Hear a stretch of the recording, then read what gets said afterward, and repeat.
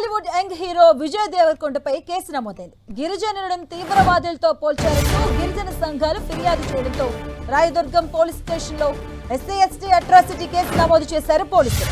హైదరాబాద్ లో ఏప్రిల్ 26న జరిగిన retro movie event లో పాల్గొన్న విజయ్ దేవరకొండ గిరిజనులను ఉద్దేశించి పలు వ్యాఖ్యలు చేశారు.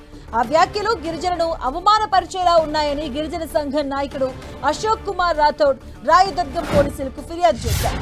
విజయ్ దేవరకొండపై చట్టపరమైన చర్యలు తీసుకోవాలని అందులో పేర్కొన్నారు. ఈ మేరకు మాదాపూర్ ఏసీపీ శ్రీధర్ కేసు నమోదు చేసి దర్యాప్తు చేస్తున్నారు.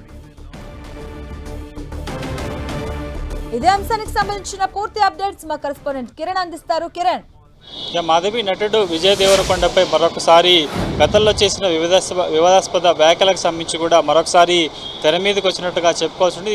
ఈ అంశానికి సంబంధించి కూడా గతంలో తను చేసిన వ్యాఖ్యలకు సంబంధించి కూడా వెనక్కి తీసుకుంటా అంటూ చెప్పిన నేపథ్యంలో తాజాగా గిరిజన సంఘాలు నిన్న రాయదుర్గం పిఎస్లో కేసు ఫిర్యాదు చేయడం ప్రస్తుతానికైతే చర్చనీయాంశంగా మారినట్టుగా చెప్పుకోవాలంటుంది.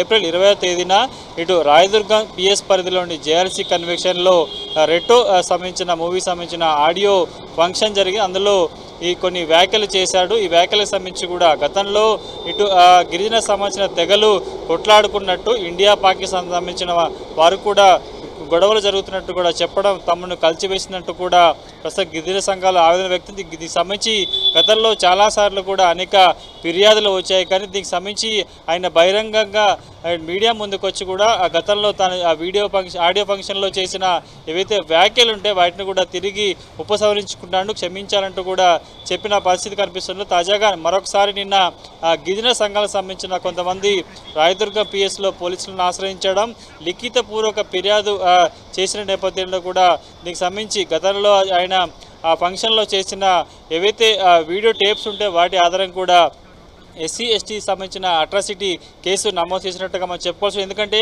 ఇప్పటికీ ఈ వ్యాఖ్యలకు సంబంధించి కూడా చాలా రోజులు గడుస్తున్న నేపథ్యంలో నిన్న రాయదుర్గం పిఎస్లో పలువురు గిరిజన సంఘం సంబంధించిన నేతలు పోలీసులను ఆశ్రయించడం, లిఖితపూర్వక ఫిర్యాదు చేసిన నేపథ్యంలో కూడా ప్రస్తుతానికైతే కేసు నమోదు చెప్పుకోవాల్సి ఉంటుంది. ఈ వ్యాఖ్యలకు సంబంధించి కూడా ఇప్పటికే పలుమార్లు గిరిజన సంఘాలతో పాటు వివిధ వారికి సంబంధించిన సంఘాలు కూడా అభ్యంతరం వ్యక్తం చేసిన నేపథ్యంలో తను క్షమాపణ చెప్తున్నట్టు ఆ రోజు ప్రకటన చేసిన తర్వాత తాజాగా మరొకసారి గిరిజన సంఘాలు స్థానిక పోలీస్ స్టేషన్లను ఆశ్రయించడం, ఫిర్యాదు చేయడం, వెంటనే కేసు నమోదు చేసినప్పుడు దీనికి సంబంధించి కూడా కొంత చర్చ జరుగుతున్నట్టు చెప్పుకోవాల్సి ఉంటుంది.